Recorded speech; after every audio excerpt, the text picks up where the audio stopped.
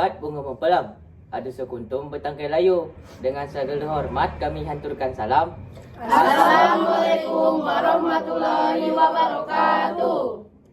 Sebelum membuat video, izinkan kami perkenalkan diri dulu. Saya Aji. Saya Ripa Biki Saputra. Saya Dimas Bipragoso. Saya Rafael Malang. Saya Afisa Maza Zahra. Saya Naura Azra Hidayat. Saya Deli Nunu Pranita. Saya Alifah Lesina Madani. Saya Kamila Dwi Putri. Baiklah, izinkan kami untuk mempresentasikan atau membuat video komplikasi yang berjudul Masa Orde Baru.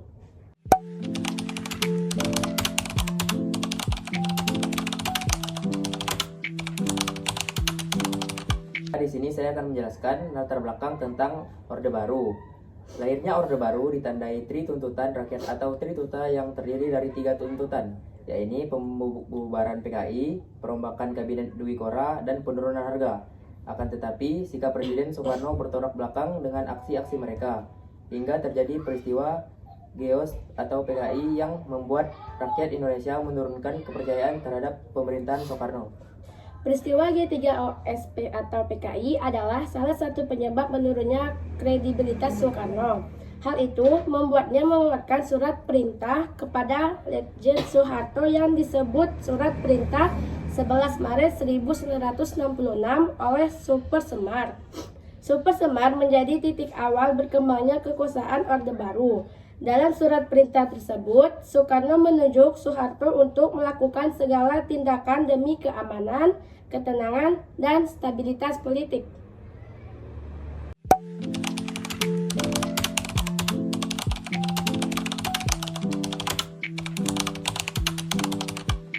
Dinamika politik pada masa Orde Baru. Yang pertama adalah pemulihan politik luar negeri Indonesia bebas aktif. Politik luar negeri Indonesia yang bebas aktif kembali dipulihkan dengan dikeluarkannya sejumlah ketetapan yang menjadi landasan politik luar negeri Indonesia. Di antaranya ketetapan MPRS nomor 12 MPRS 1966 tentang kebijaksanaan politik luar negeri Republik Indonesia bebas aktif. Yang kedua, pemulihan hubungan dengan Malaysia. Pemulihan hubungan Indonesia dan Malaysia dimulai dengan diadakannya Perundingan Bangkok pada 19 Mei sampai 1 Juni 1966 yang menghasilkan Perjanjian Bangkok. Selanjutnya, pada tanggal 11 Agustus 1966 ditandatangani Persetujuan Pemulihan Hubungan Indonesia-Malaysia di Jakarta. Persetujuan ini ditandatangani oleh Adam Malik dari Indonesia dan Tun Abdul Razak dari Malaysia.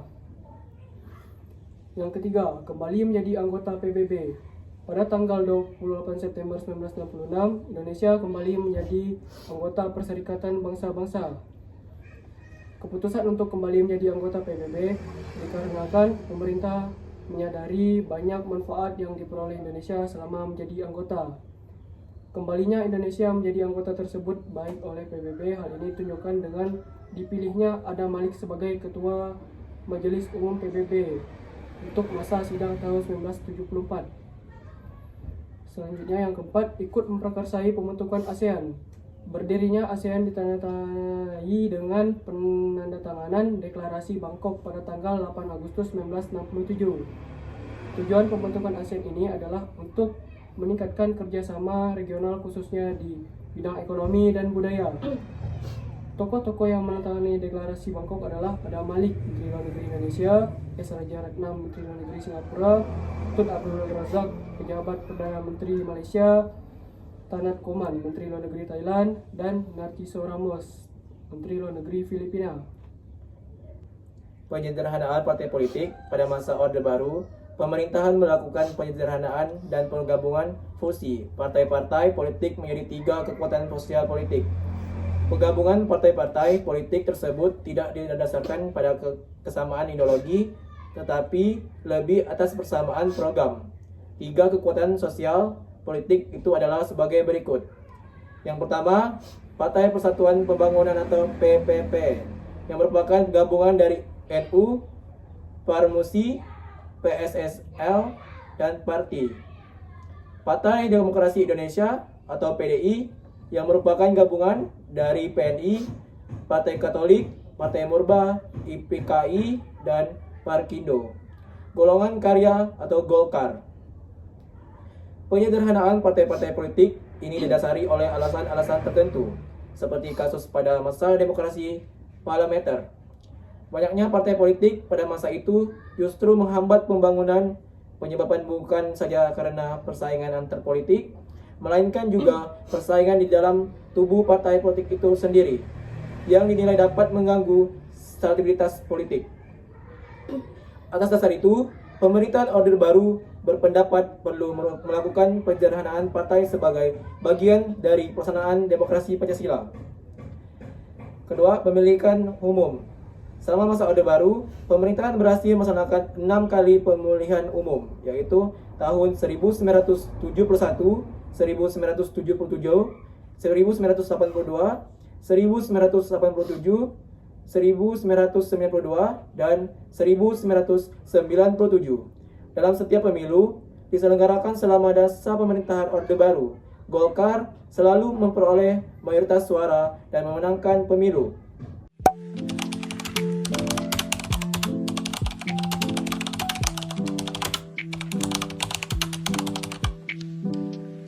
Dinamika ekonomi masa Orde Baru mengacu pada perubahan dan perkembangan yang terjadi dalam ekonomi Indonesia selama periode Orde Baru yang berlangsung dari tahun 1966 hingga 1998. Periode ini ditandai dengan pertumbuhan ekonomi yang cepat, namun juga dengan ketimpangan sosial dan ekonomi yang tinggi serta korupsi yang merajalela. Selanjutnya, selama masa Orde Baru, pemerintahan yang dipimpin oleh Presiden Soeharto menerapkan berbagai kebijakan ekonomi yang bertujuan untuk mempercepatkan pertumbuhan ekonomi dan mengurangi tingkat kemiskinan. Kebijakan-kebijakan ini meliputi pembangunan infrastruktur, pembukaan investasi asing, dan stabilisasi ekonomi. Namun meskipun pertumbuhan ekonomi tinggi, ketimpangan distribusi pendapatan juga tinggi dan korupsi menjadi masalah besar. Selain itu, pada akhir 1990-an, Indonesia mengalami krisis ekonomi yang parah yang disebabkan oleh penurunan drastis nilai tukar rupiah dan mengakibatkan resesi ekonomi yang signifikan. Krisis ini menghancurkan banyak bisnis dan menyebabkan tingkat pengangguran yang tinggi. Secara keseluruhan, dinamika ekonomi masa Orde Baru ditandai dengan pertumbuhan ekonomi yang cepat, namun juga dengan ketimpangan sosial dan ekonomi yang tinggi serta korupsi yang merajalela. Selama masa Orde Baru di Indonesia, terdapat beberapa jenis dinamika ekonomi yang dapat diidentifikasi. Antara lain, 1. Pertumbuhan ekonomi yang cepat. Pemerintah Orde Baru berhasil mencapai pertumbuhan ekonomi yang tinggi, dengan rata-rata sekitar 6-7% per tahun selama beberapa dekade. 2. Ketimpangan distribusi pendapatan. Meskipun pertumbuhan ekonomi tinggi, ketimpangan distribusi pendapatan juga tinggi selama masa Orde Baru. 3. Korupsi yang merajalela. Korupsi menjadi masalah besar selama masa Orde Baru, dengan banyak pejabat pemerintah dan pengusaha yang terlibat dalam praktik korupsi. 4. Krisis ekonomi Asia. Pada akhir 1990-an, Indonesia mengalami krisis ekonomi yang parah yang disebabkan oleh penurunan drastis nilai tukar rupiah dan mengakibatkan resesi ekonomi yang signifikan. 5. Ketergantungan pada ekspor komoditas. Ekonomi Indonesia selama masa Orde Baru sangat bergantung pada ekspor komoditas seperti minyak, gas, dan hasil pertanian. Ada contoh-contoh ekonomi pada masa Orde Baru adalah yang pertama, Repelita adalah rencana pembangunan 5 tahun yang berlangsung dari tahun 1969 sampai 1994. Kebijakan ini bertujuan untuk meningkatkan sarana dan kegiatan ekonomi.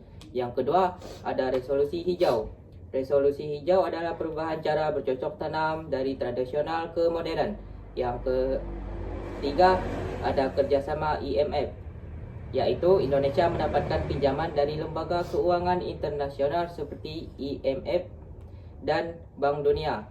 Selanjutnya, Undang-Undang Penanaman Modal Asing tahun 1967 dan Undang-Undang Penanaman Modal Dalam Negeri 1968. Undang-undang ini memberikan insentif bagi investor untuk mendapatkan investasi di Indonesia. Selanjutnya ada deregulasi. Deregulasi pada investor sektor perbankan dan sektor real. Selanjutnya ada promosi ekspor, yaitu meningkatkan ekspor, kemudian mencukupkan stok bahan pangan, yaitu meningkatkan produksi padi sehingga Indonesia mencapai swasembada beras. Selanjutnya menyusun APBN berimbang, yaitu menyusun APBN yang berimbang. Yang selanjutnya menerangi hiperinflasi, yaitu melarang perdanaan domestik dalam bentuk hutang domestik ataupun pencetakan uang.